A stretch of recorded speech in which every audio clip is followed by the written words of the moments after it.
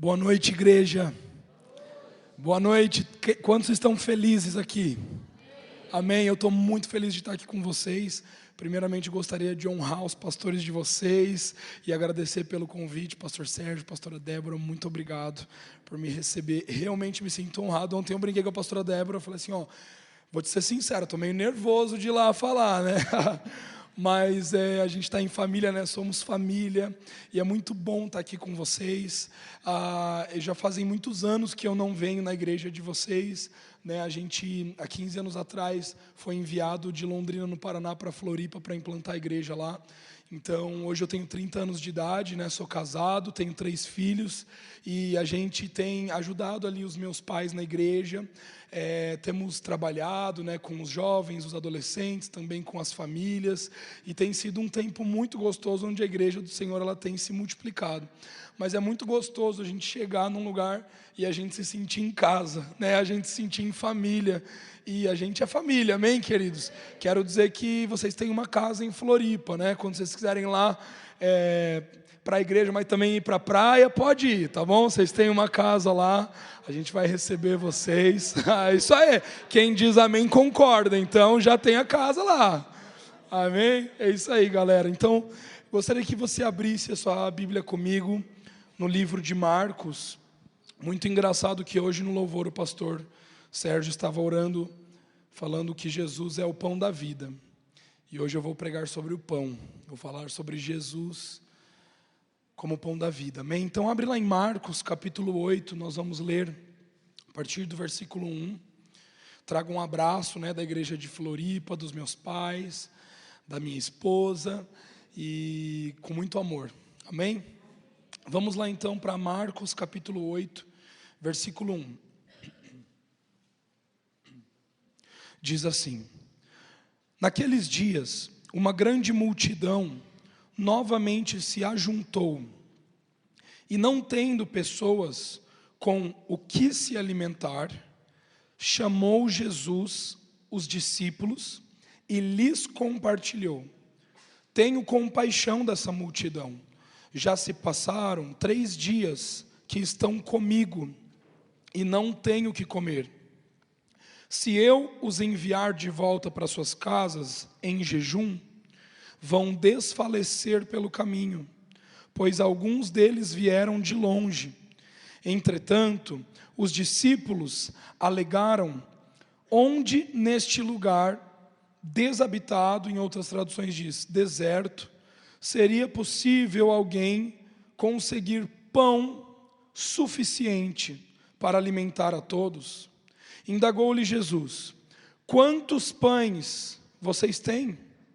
Ao que afirmaram eles: 7.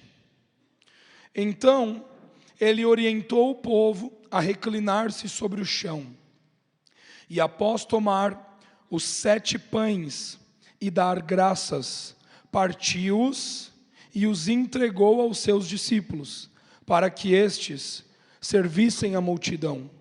E assim foi repartido entre todas as pessoas. Havia também alguns peixes pequenos. Da mesma forma ele deu graças e ordenou aos discípulos que os distribuíssem.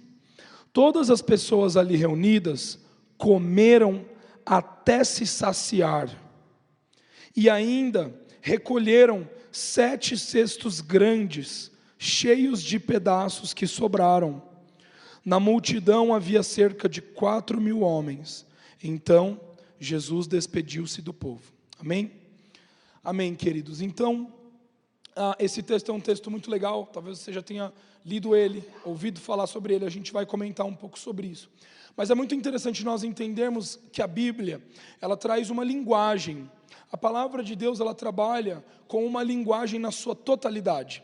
Nós vemos no Antigo Testamento, no Novo Testamento, né, linguagens em que a Bíblia vai trabalhando. Então, quando a gente ouve Jesus falando sobre algo no Novo Testamento, é porque esse algo deve ser ressaltado. É porque todas as palavras que Jesus usa são palavras intencionais.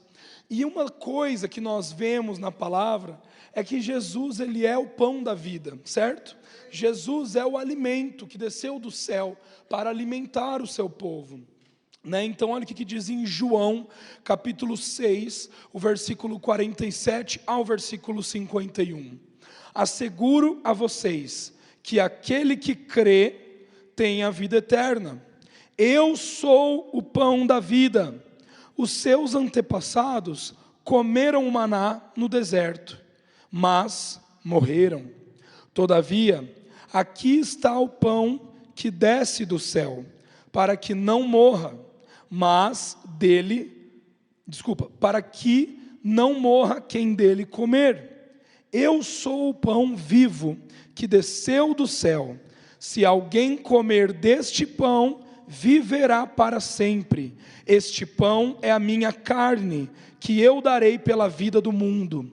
Então o que nós precisamos entender é que o único alimento, João está dizendo isso aqui, o único alimento que nós devemos nos alimentar é quem?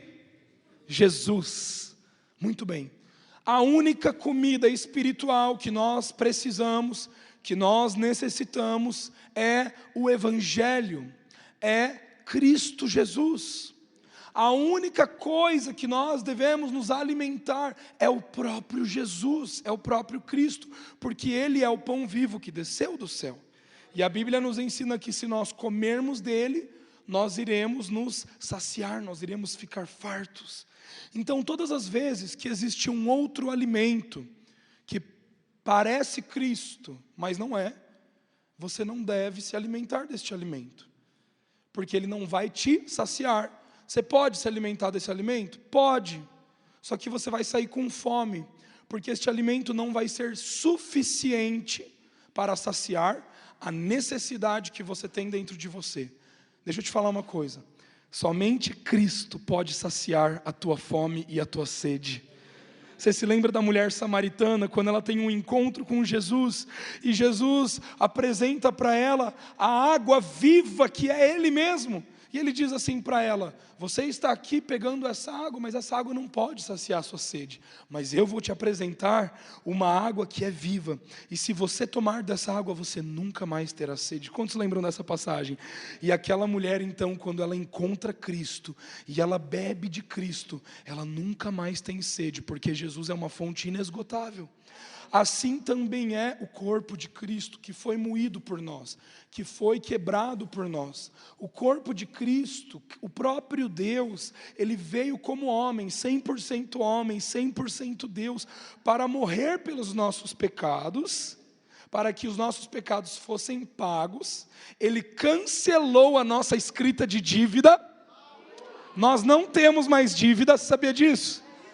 O seu pecado foi pago de uma vez por todas na cruz do Calvário. Você não precisa mais pagar pelo seu pecado. Jesus Cristo morreu pelos os seus pecados, passados, presentes e futuros. Sabe por quê? Porque senão, todo final do ano, Jesus precisaria vir de novo para a terra e morrer de novo, porque a gente pecou de novo. Só que não, a morte de Cristo foi de uma vez por todas. De uma vez por todas. E sabe, queridos, ninguém rouba isso de nós. Ninguém tira isso de você. Qualquer pessoa pode chegar e falar: ah, não, quer saber, você não é salvo, não. Você não é crente, não, eu estou vendo. Não, Cristo morreu por mim. Ninguém retira a cruz de Cristo. Ninguém retira o poder do sangue de Cristo da minha vida.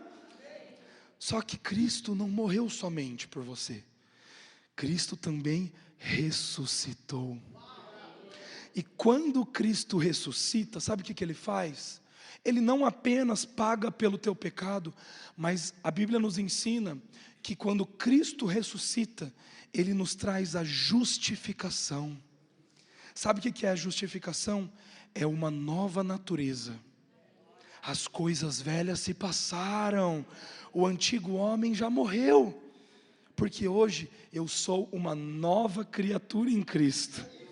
Então, não foi só o meu pecado que Jesus levou na cruz, não, Ele me deu uma nova vida, Ele me deu uma novidade de vida, Ele me deu alegria, Ele me deu justiça, Ele me deu paz. Eu sou uma nova criatura. Então agora, A carne já não habita mais em mim. O pecado não faz parte mais de mim, não. Sabe por quê? Porque agora eu estou em Cristo e Cristo está em mim. Quantos podem dizer amém para isso? Cristo está em mim e eu estou em Cristo. Portanto, eu sou uma nova criatura. E sabe, querido, você precisa acreditar nisso. Este é o evangelho da palavra de Deus. Você não é mais o seu velho homem. E sabe uma coisa que eu tenho aprendido? Cada dia que eu acordo do lado da minha esposa, eu olho para o lado e falo, ué, quem que é essa mulher?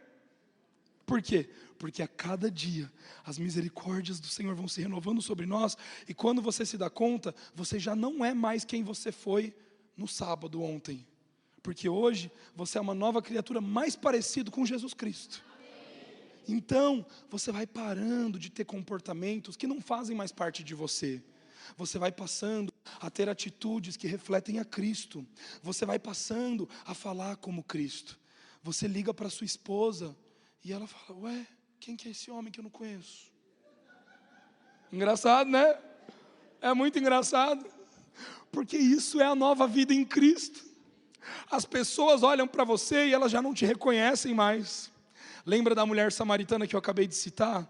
Quando a mulher samaritana percebe que agora ela tem uma nova vida em Cristo, o que ela faz? Ela fala, não pode parar em mim isso, eu preciso contar para a minha cidade. E ela volta lá para a sua cidade, e ela fala, vocês não sabem o que eu acabei de beber, eu preciso contar para vocês. E ela fala, é o Messias, é Cristo, é a água viva, vocês precisam conhecer dessa água. E sabe o que acontece? Ela já não é mais aquela mulher antiga, que tinha os cinco homens, e agora o cara que ela estava já não era mais o marido dela. Não, eles enxergaram ela como uma nova mulher. Este é o poder do evangelho. Quando as pessoas olham para você, elas não veem mais a Maria, o José, o Gabriel, o Pedro. Quando elas olham para você, sabe o que elas enxergam? Jesus. Elas olham para o seu rosto e até o seu rosto reflete outra coisa. Por quê? O espírito abatido seca os ossos, mas a alegria aformoseia o rosto. Só Cristo, a verdadeira alegria, pode mudar o teu rosto.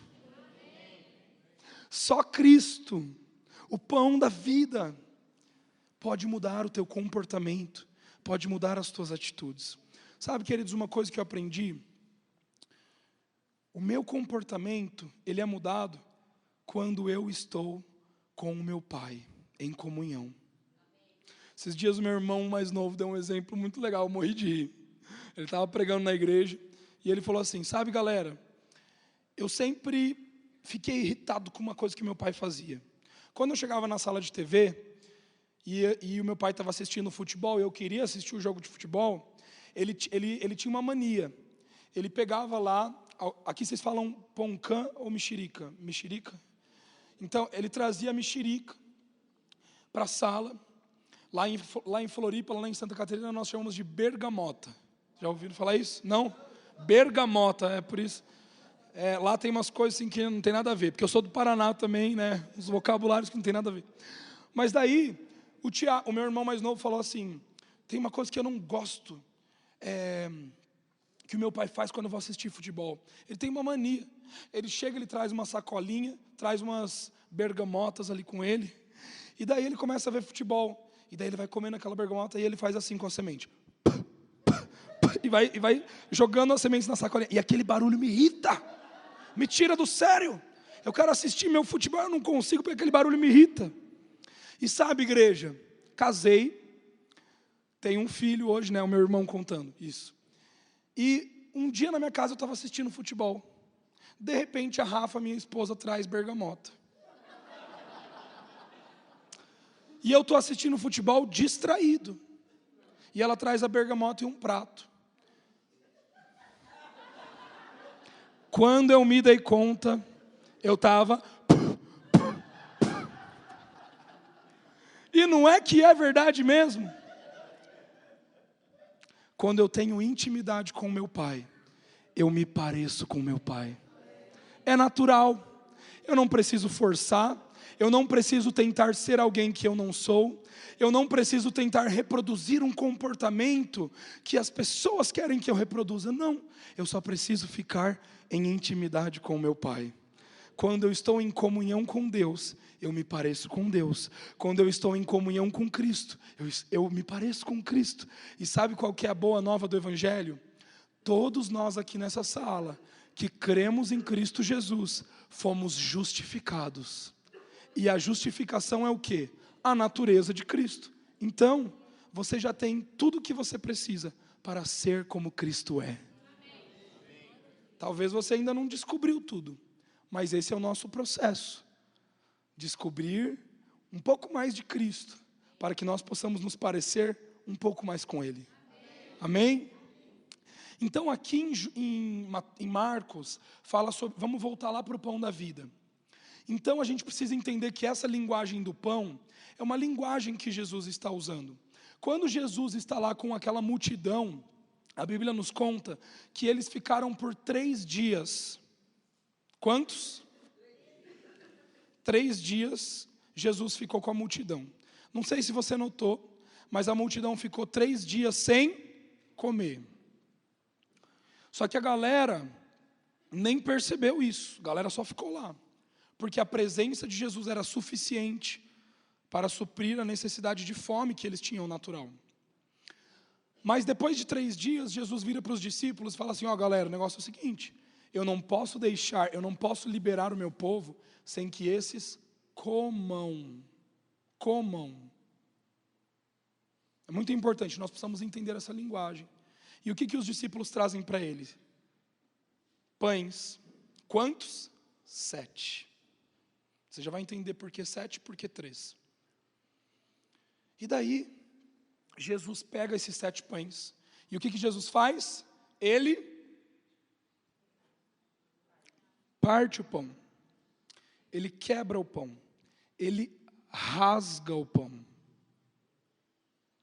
E depois que ele rasga o pão, ele dá graças.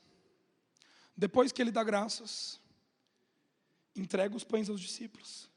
E ele fala para os discípulos: agora alimentem o povo com este pão. Obviamente, aqui nós podemos entender que a multidão não estava sendo alimentada apenas de um pão natural. Mas Jesus queria dizer que Ele era este pão. Ele é o pão da vida. Quantos dias Jesus ficou entre a morte e a ressurreição? Quantos dias a multidão ficou com Jesus sem comer?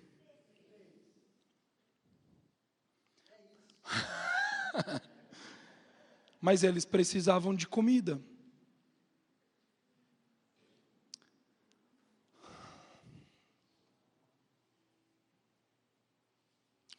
Não existe pão suficiente fora de Cristo. Não existe alimento suficiente fora de Cristo. Cristo é a totalidade daquilo que nós precisamos nos alimentar. Ele é o alimento único, que pode saciar o nosso interior. Pergunta que eu quero te fazer antes de eu explicar sobre os números. E eu só quero que você pense nisso. Qual tem sido o seu alimento? Do que você tem se alimentado? Você tem sentido fome? Existe alimento para você. Não é que nós não temos o alimento. É que às vezes nós não estamos comendo o alimento correto. E por isso nós estamos com fome. Quem tem fome tem comportamento de quem tem fome. Quando você deixa de comer por algumas horas, você começa a ficar irritado. Você começa a dar patada nas pessoas. Quando você começa a ficar com fome, você começa a gritar com as pessoas. Sabe, queridos, nós nos perguntamos o porquê que muitas vezes nós temos comportamentos pecaminosos aos quais nós não conseguimos nos libertar. A resposta está na nossa fome. É porque a gente está com fome. A gente não está comendo. E quando você não está com fome, quando você não come, e você fica com fome, a sua fome espiritual apresenta comportamentos da sua fome. É natural. Então, se você não se alimenta de Cristo, é uma coisa óbvia. O pecado se torna uma coisa óbvia. Mas quando você se alimenta de Cristo, o pecado já não tem mais sentido. Por quê? Porque você está cheio. Por que eu vou ter um comportamento de fome se eu estou cheio? Faz sentido?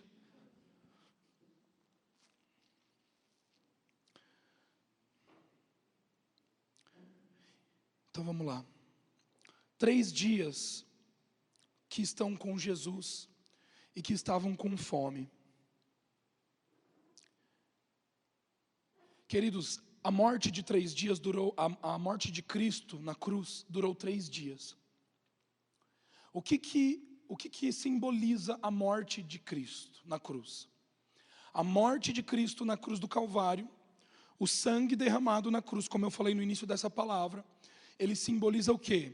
O perdão pelos seus pecados. Amém? Quando Cristo morre na cruz, ele te perdoa de todo o pecado. Mas depois dos 3 dias, a ressurreição, no 4º dia, a ressurreição, ela simboliza o quê? A tua herança. Jesus conquistou a sua herança na ressurreição. Então é importante você entender que ele pagou a sua dívida na cruz, só que ele não te deixou com um saldo zerado. Ele deixou você com um saldo ilimitado. Ele paga a sua dívida, a escrita de dívida, você devia um valor exorbitante. Qual que era o valor para o nosso pecado? A morte. Ele pagou a sua morte. Então agora você tem a vida eterna. Só que em Cristo Jesus não é só a vida eterna. Ele te dá o quê? Vida abundante.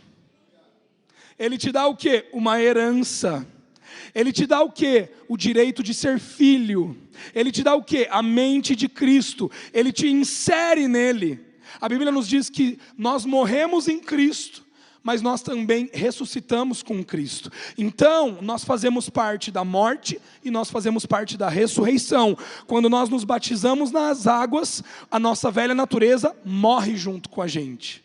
O nosso velho homem morre junto com a gente. Só que quando nós renascemos para Cristo Jesus, nós somos vivificados pelo Espírito Santo, nós somos ressuscitados em Cristo Jesus. E quando nós ressuscitamos em Cristo Jesus, nós temos acesso à herança de Cristo. Deixa eu te falar uma coisa, querido. Não precisa prestar atenção na luz, não. Pode prestar atenção em mim. O que a Bíblia nos diz? Que antes nós estávamos nas trevas, e Cristo nos tirou desse lugar de trevas e nos transportou para o reino do seu Filho amado. E também nos diz que Ele nos fez assentar nas regiões celestiais. Em quem? Em Cristo. Então, Ele nos tira da onde nós estamos e Ele nos faz assentar em Cristo. Aonde Cristo está assentado? Cristo está sentado à direita de Deus. Nós estamos aonde? Em Cristo. Não é com Cristo, é em Cristo. É diferente. Por quê? Porque nós não estamos do lado, não existe uma 4ª cadeira. Não existe uma 4ª cadeira. A Bíblia nos diz que nós estamos assentados em Cristo nas regiões celestiais. E Cristo está à direita de Deus. Então agora, querido, sabe o que Cristo conquistou para você? Ele conquistou o direito de você estar em Deus. Deixa eu te falar uma coisa. Você não está mais sozinho. Você não está mais sozinho. Você não está mais sozinho. Existe uma mulher que está aqui nessa noite. Você está se sentindo extremamente sozinha. Você é casada, você tem família, mas você se sente extremamente sozinha. Existe uma solidão. E isso é o evangelho que eu quero te falar hoje. Você que é essa mulher, você sabe que eu estou falando para você. Você não está sozinha. Porque você foi colocada em Cristo.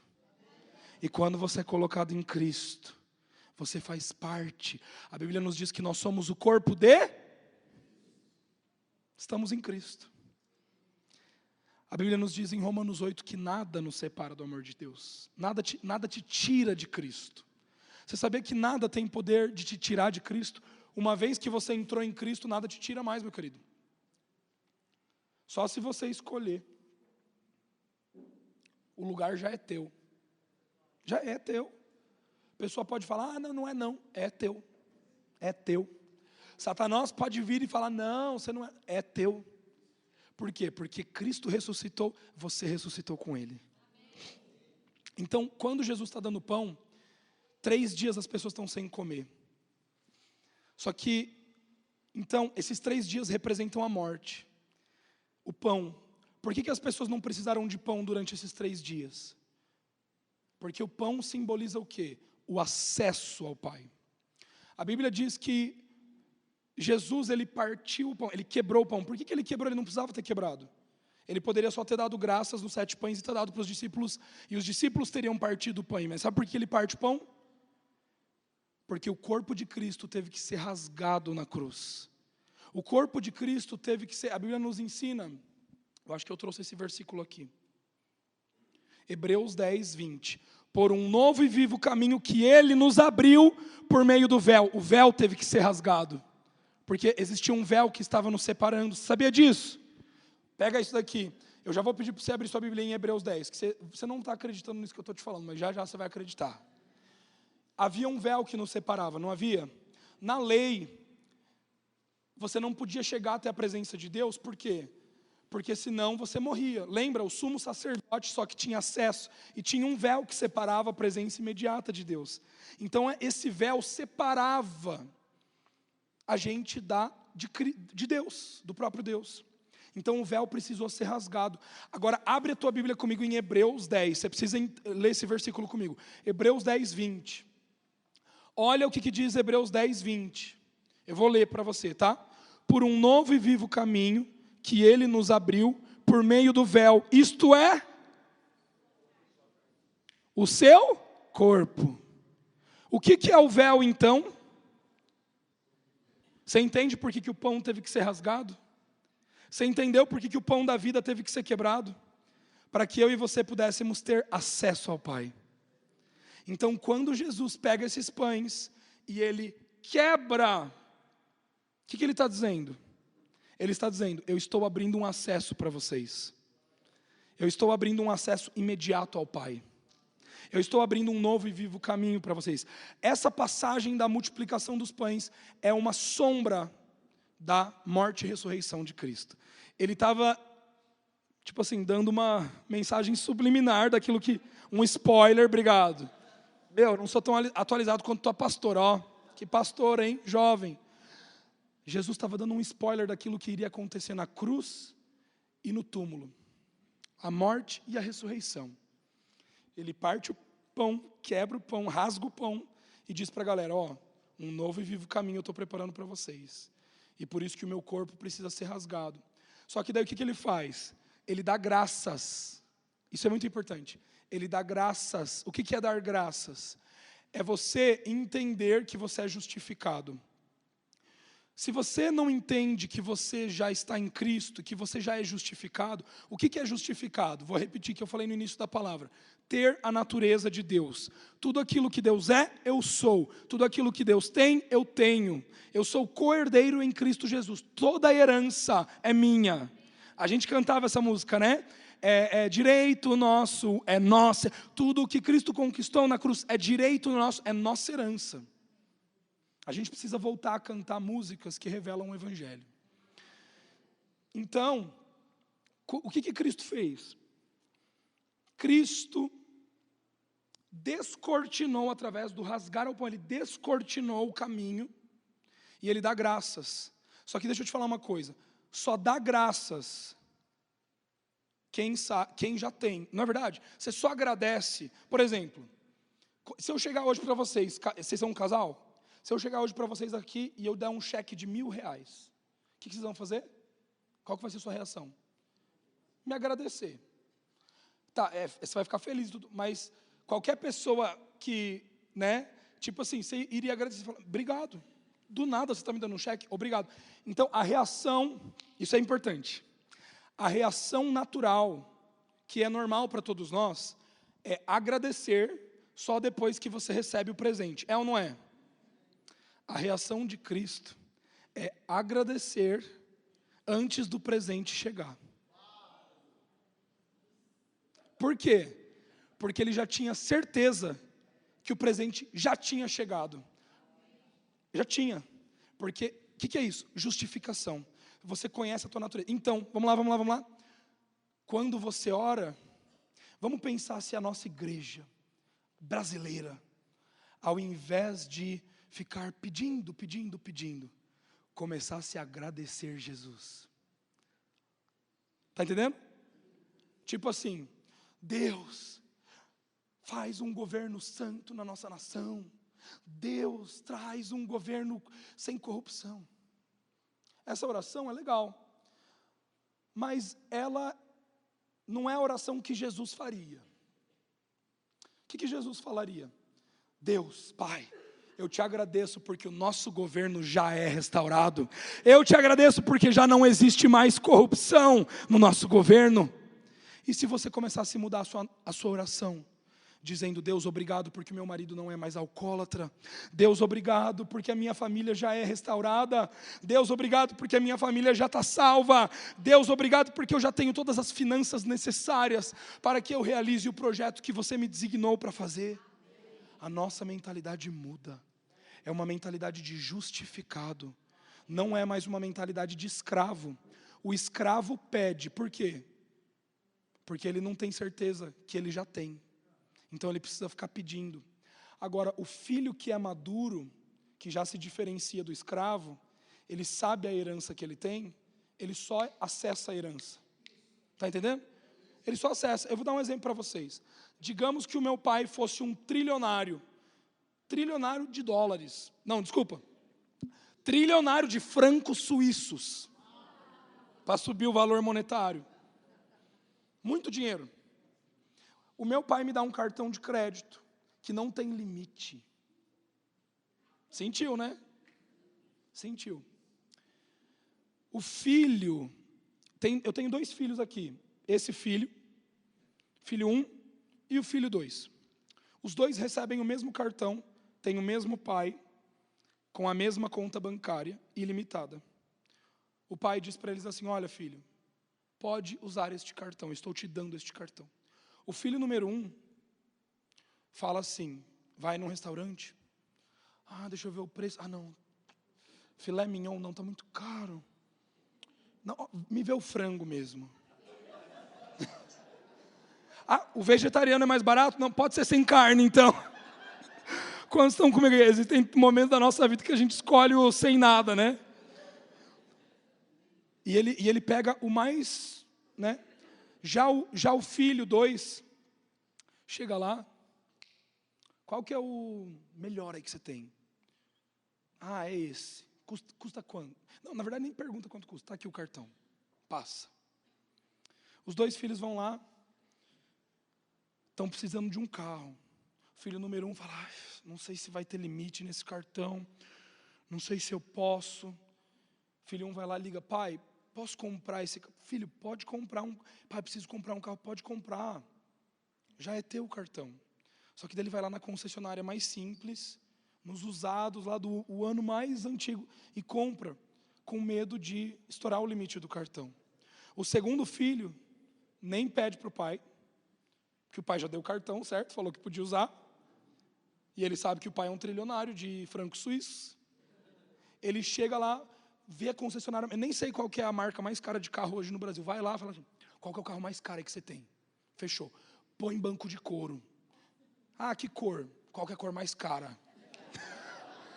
Eu quero com chão de marfim, mas não existe esse chão de marfim. Põe chão de marfim no meu carro.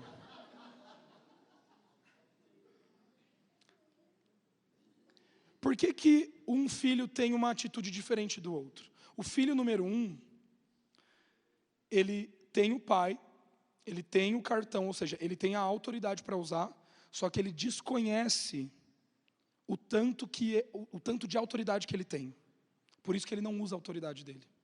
O segundo filho tem o mesmo pai, tem o mesmo cartão de crédito, só que ele entende quem o pai dele é. Então, sem nenhum medo, ele passa o cartão, porque ele sabe que não vai bloquear. Sabe por que muitas vezes a gente fala, ô pastor, você pode vir aqui em casa, tem um endemoniado aqui, você pode expulsar o demônio? Sabe por que muitas vezes a gente faz isso? Porque nós não entendemos que o mesmo Espírito que ressuscitou o Cristo dos mortos está em nós. E que esse poder, querido, você já tem autoridade para que todo demônio saia. Jesus diz isso para os discípulos: vocês vão, saiam, preguem Jesus, preguem o Evangelho, e vocês vão impor as mãos sobre os doentes, eles serão curados, né? Se vocês tocarem numa cobra, se vocês beberem algo mortífero, isso não fará mal a vocês, e por aí vai. Falarão em novas línguas, expulsarão demônios. Essa é a nossa autoridade. Só que muitos cristãos deixam de usar a sua autoridade, por quê? Porque não sabem que são justificados. Você já foi justificado em Cristo Jesus. Pare de viver como se os seus pecados só tivessem sido perdoados. Comece a viver com a sua herança também. Comece a viver a vida abundante. Muita gente não está aproveitando a vida abundante. Quantos estão entendendo o que eu estou querendo dizer?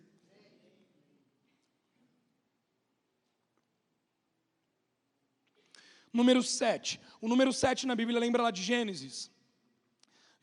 Deus criou todas as coisas no mundo em quantos dias? 6. E no sétimo, o que ele fez? Descansou. Essa palavra descanso, se você for ver a tradução dela no original, ela não quer dizer dormir. Quantos aqui acham que Deus precisa dormir? Ele é Deus. Eu imagino que ele fica acordado o tempo inteiro, certo? Então ele não precisava dormir. Se ele é Deus também, para que ele precisa de descanso físico? Ah, não, estou muito cansado de ter trabalhado 6 dias, deixa eu dar uma sentada aqui no meu trono, né? Não teria necessidade disso. Nós precisamos entender que essa palavra descanso, ela tem um significado um pouquinho mais profundo. Sabe qual que é o significado de descanso? Desfrute. No sétimo dia, sabe o que Deus fez?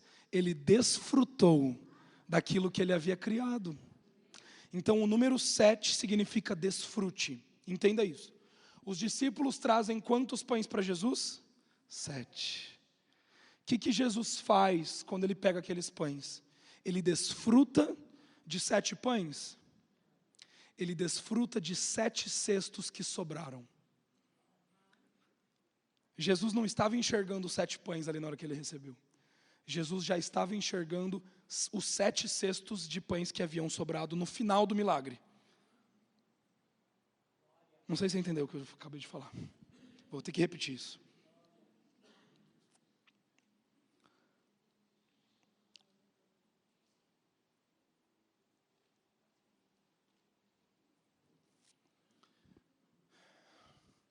Quando Jesus recebe os pães, ele não está enxergando os pães. Quando você recebe o seu salário, você não está recebendo, você não está vendo o seu salário. Pega isso que eu estou te falando. Você não está vendo dinheiro. Quando você recebe o seu salário, você não recebe um valor monetário. Quando você recebe o seu salário, você está recebendo, sabe o quê? A provisão da graça. Só que a provisão da graça é diferente da provisão da lei.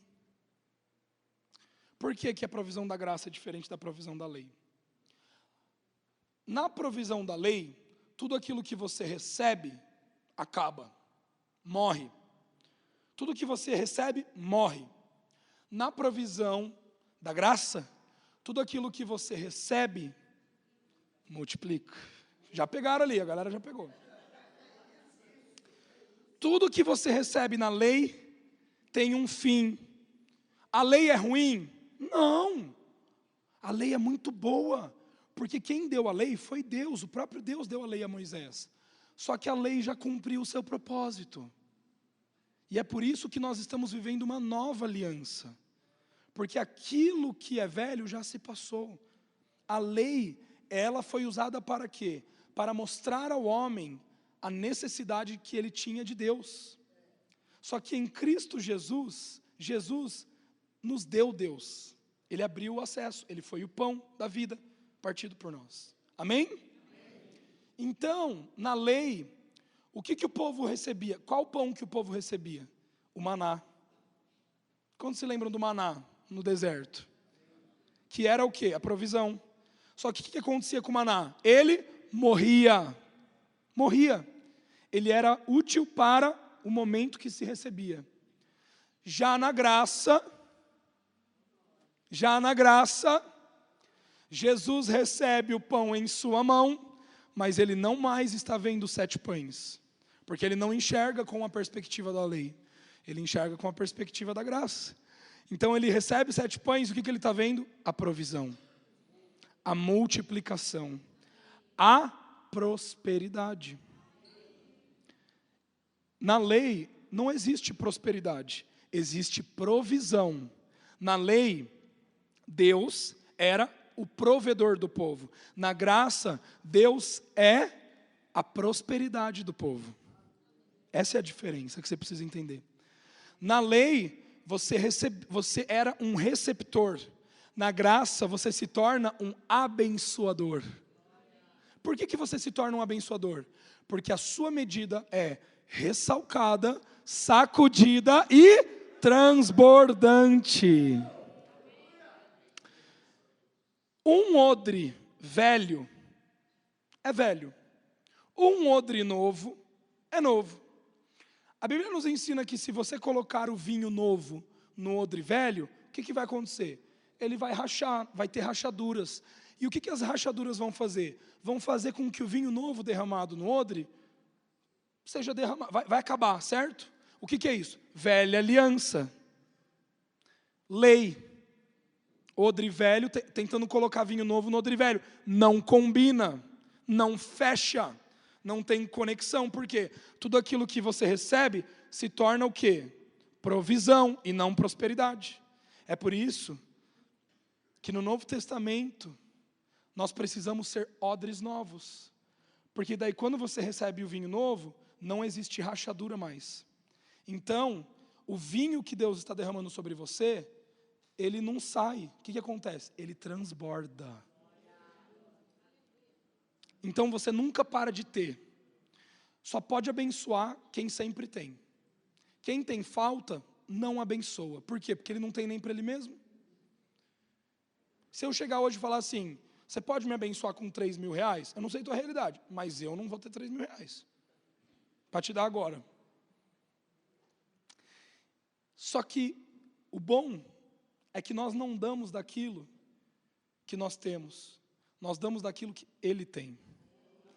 E Ele tem recursos ilimitados. Então, eu vou voltar para o salário, né? Porque eu dei o exemplo do salário.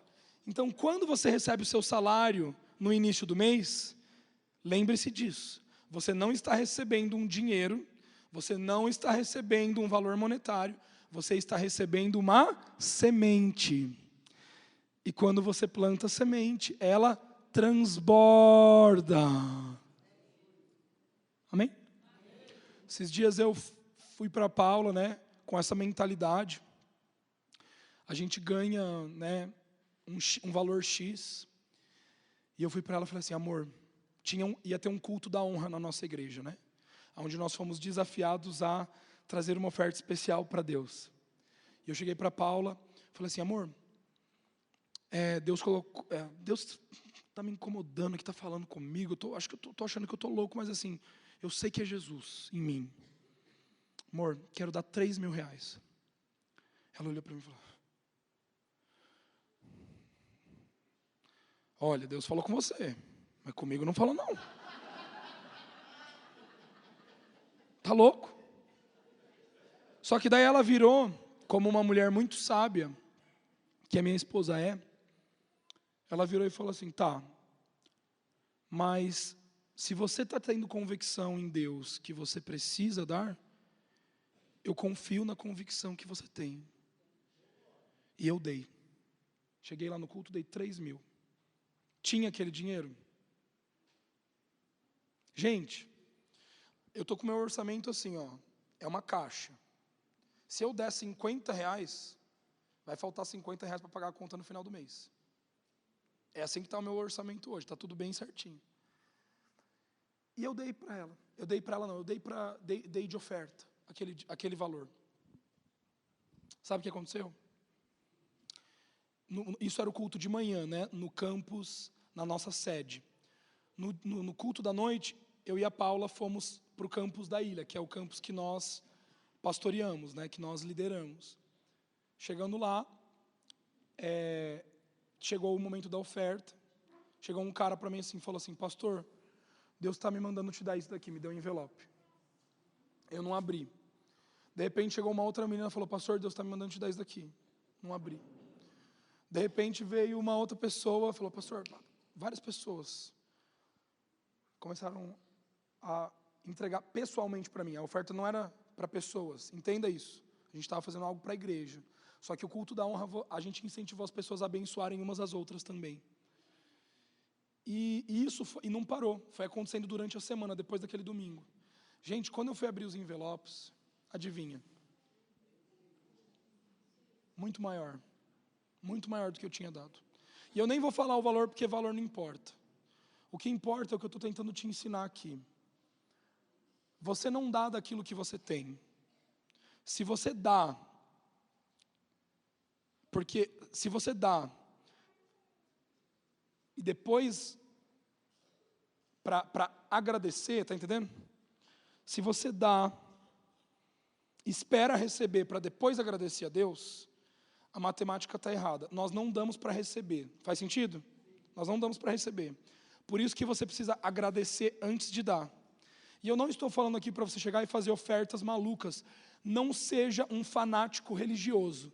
Se você tentar dar na lei, vai dar erro. Vai dar erro. Você precisa dar com o entendimento de justificado, da graça. Então, o dar, antes de você dar, você tem que agradecer por aquilo que você já tem. Faz sentido? Então, por isso que você pode dar algo que naturalmente você não tem. É por isso que quando você se encontra meio triste, você pode dar alegria para alguém. Porque você não dá aquilo que você tem, você dá aquilo que ele tem. E ele é a alegria. Por isso que quando você não está se sentindo amado pelas pessoas, você pode amar uns aos outros. Porque você não dá aquilo que você tem, você dá aquilo que ele é. Está fazendo sentido? Gente, isso fica louco, tá? Faz muito sentido. Isso é o Evangelho. O Evangelho faz sentido. O Evangelho é Cristo em nós. Eu vou finalizar com isso.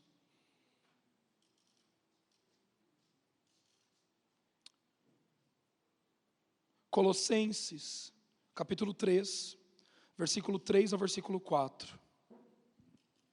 Diz assim: pois vocês morreram, e agora a sua vida, olha comigo, vocês morreram, certo? Então a minha velha vida morreu, minha carne morreu, já não sou eu mais quem vive em mim, lembra disso? Já não sou eu mais quem vive, mas Cristo vive em mim, então lembra-se disso. A sua carne foi cravada na cruz do Calvário, não existe mais carnalidade. Só existe carnalidade se você se subjugar ao jugo do pecado, da lei. Se você não se colocar debaixo desse jugo, não tem carnalidade mais, porque você já é uma nova criatura. Faz sentido? Então olha o que esse versículo diz: pois vocês morreram, e agora a sua vida está escondida, está dentro, foi colocada num lugar dentro, que não dá mais para tirar, foi escondida, com Cristo em Deus. A gente foi implantado em Deus. Quando Cristo, que é a sua vida, presta atenção nisso, quando Cristo, que é a sua vida, o que é a sua vida agora? O que é a sua vida agora? A sua vida é carne? É ou não é? Não. A sua vida é a morte? Não. A sua vida agora é Cristo. A nossa vida é Cristo em mim, a esperança da glória. Amém? Não é o pecado em mim a esperança da glória, é Cristo em mim a esperança da glória. Glória a Cristo, glória a Deus. Então, A nossa vida está escondida em Cristo. Quando Cristo, que é a sua vida, for manifestado, então vocês também serão manifestados com Ele em glória. Então olha bem, quando Cristo passa a se manifestar através, porque se você está em Cristo, Cristo está em você, certo? Então quando Cristo for manifestado, eu também sou manifestado. Quando Cristo se revela, eu também me revelo. É por isso que quando as pessoas olham para você, elas não veem mais você, o antigo, elas veem Cristo agora. Porque Cristo está se manifestando através de você. E daí o que acontece? Um abraço é Cristo que está abraçando a pessoa. Um sorriso é Cristo que está sorrindo para a pessoa. Por isso que quando nós chegamos em igreja, nós dizemos: irmão, eu te amo. Você fala: me ama, nem me conhece. Mas não é a pessoa que está falando, é Cristo. Quando você recebe uma oferta de um irmão, o irmão chega e fala: quero ofertar na sua vida. Você não está recebendo de uma pessoa, você está recebendo de Cristo. Oh, glória a Deus! Entenda isso. Quando alguém impõe as mãos sobre você e você é curado, você foi curado por aquela pessoa? Não, você foi curado por quem? Porque Cristo está na vida daquela pessoa. Está entendendo? Quando o seu pastor e a sua pastora estão aqui na frente, pregando, quem que está falando para vocês?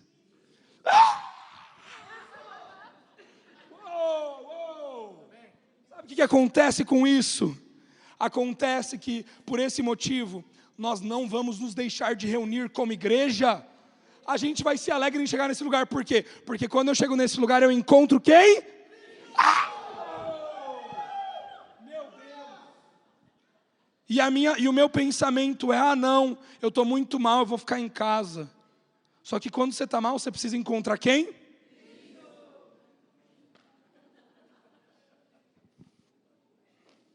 Quando você não está se lembrando de quem você é, tipo assim, você está tendo comportamento pecaminoso, você está tendo sexo ilícito, você está roubando, você está fazendo coisa que na verdade não é você mais, é o antigo.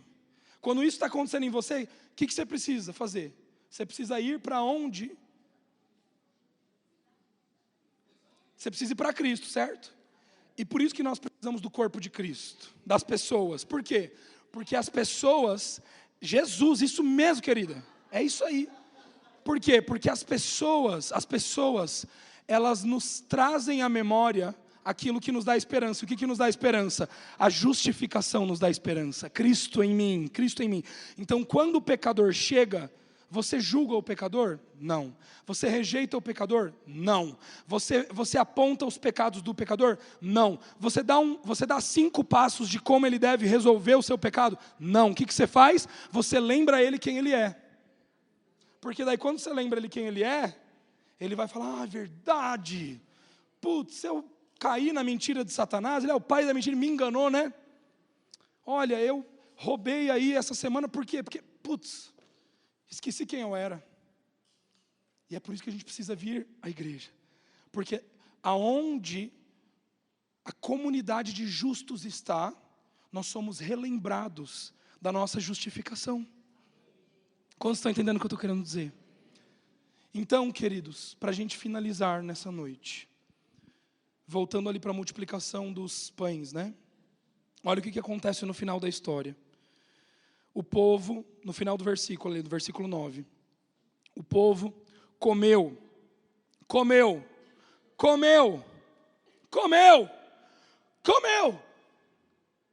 até se fartar. O versículo diz: eles comeram até se saciar. Eu não sei você não, mas quando eu fico 3 dias sem comer,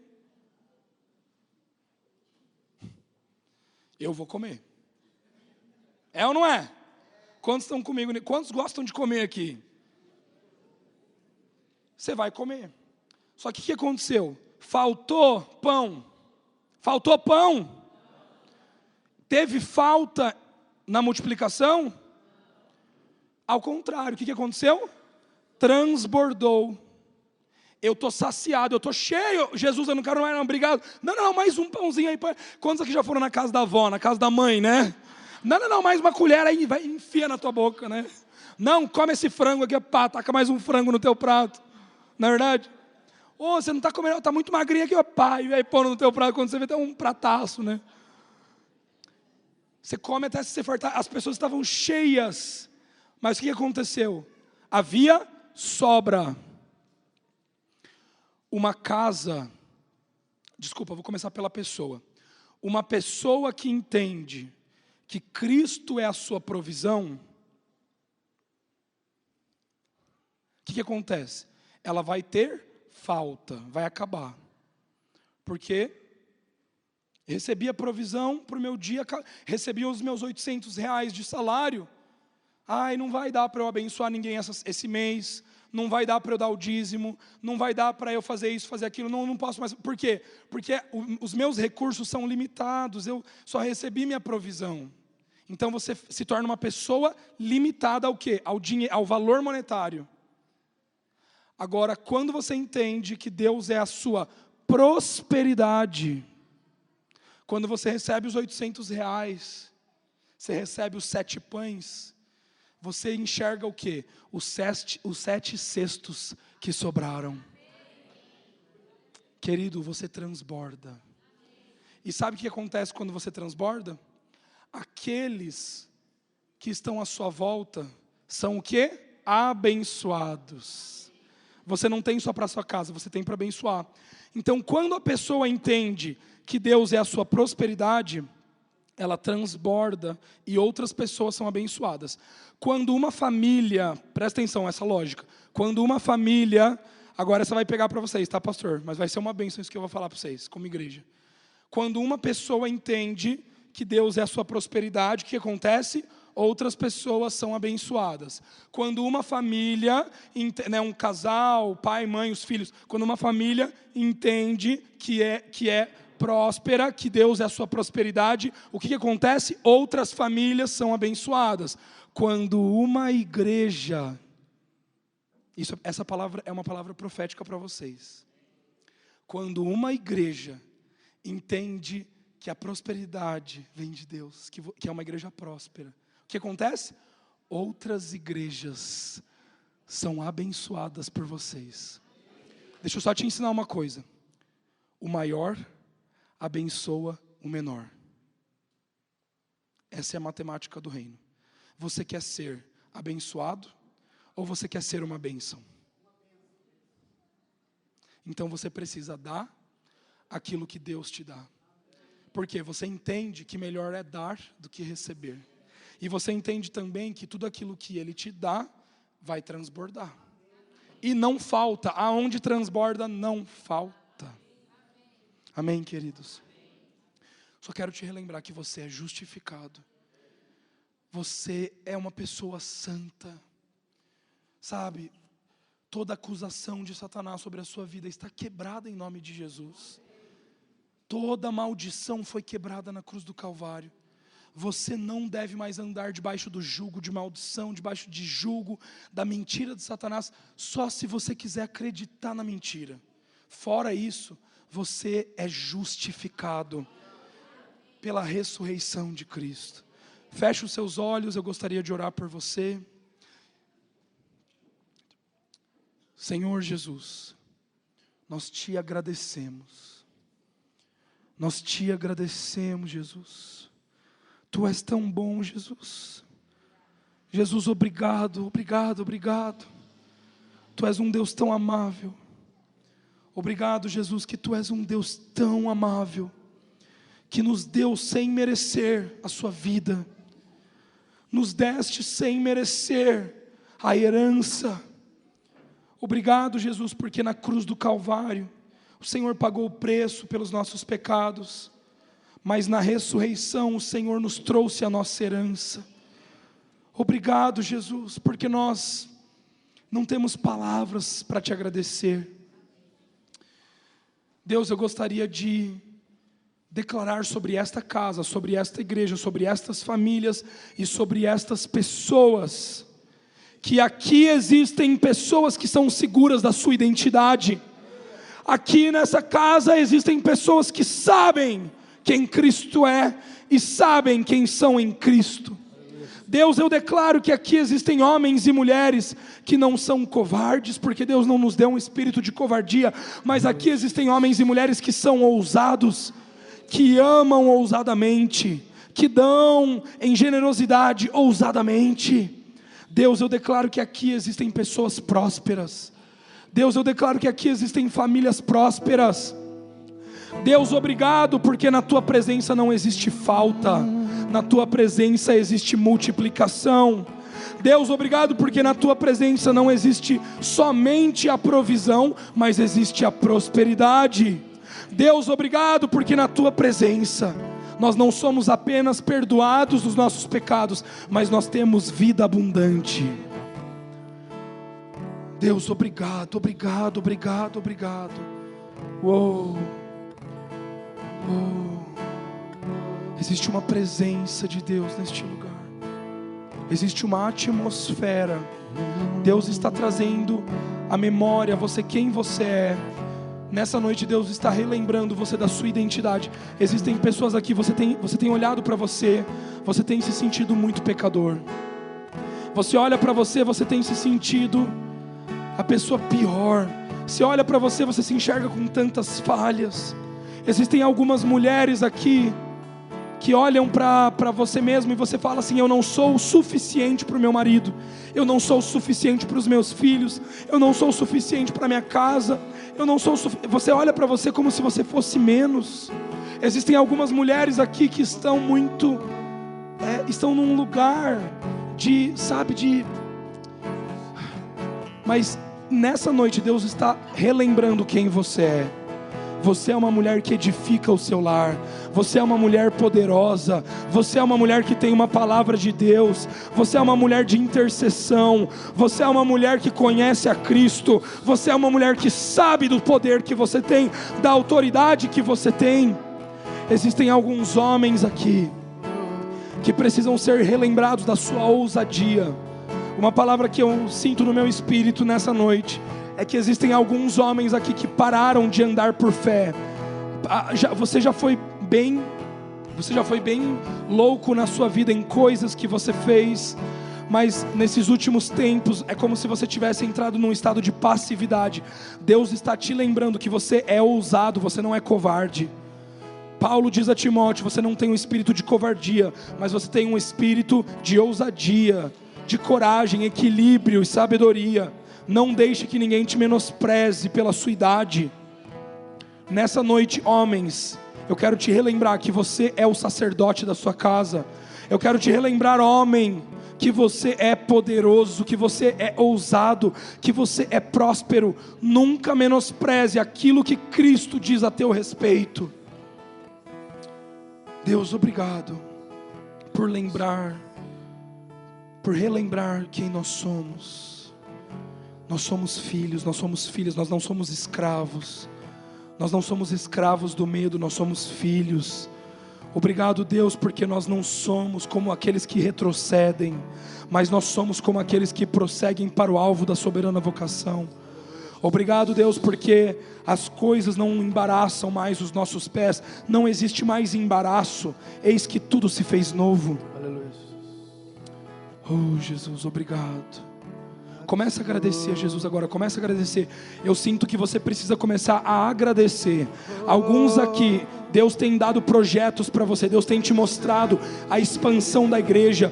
Alguns aqui, Deus tem te mostrado ideias que não vêm de você, sobre você abrir uma célula, sobre você abrir um negócio, sobre você abrir uma empresa. Alguns aqui, você tem tido ideias dentro de você de fazer projetos sociais, fazer projetos para a igreja, mas você não se acha capaz. Você olha para você, você fala: eu não posso, mas nessa noite nós vamos agradecer por aquilo que Deus já nos deu, Nós vamos agradecer por aquilo que nós já somos. Começa a agradecer agora. Começa a dizer: Deus, eu já tenho a provisão. Deus, obrigado porque eu já tenho tudo que eu preciso para ser quem eu já sou. Deus, obrigado porque eu já tenho todos os recursos financeiros que eu preciso para fazer aquilo que eu preciso. Deus, obrigado. Obrigado, não me falta nada, não me falta nada. Não me falta nenhum dom espiritual, não me falta amor, não me falta paz, não me falta alegria. Eu tenho tudo em Cristo, eu tenho tudo em Cristo. Eu estou em Cristo e eu estou em Deus. Eu tenho todas as coisas em Cristo Jesus. Comece a agradecer, comece a agradecer. Obrigado, Senhor.